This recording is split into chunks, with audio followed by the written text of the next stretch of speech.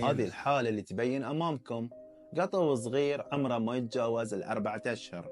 لقيته حرمة عندها في حوش البيت، وكان ينظر لها نظرة حزينة وكأنه يطلب منها العطف والمساعدة.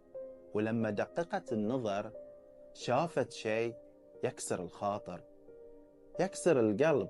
شافت أحد أرجل الخلفية في حالة يرثى لها ورائحتها سيئة للغاية.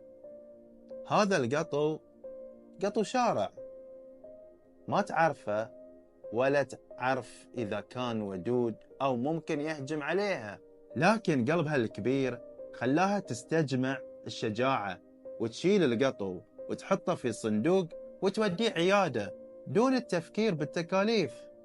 للأسف العيادة أول ما شافوه قرروا يعطونه إبرة الرحمة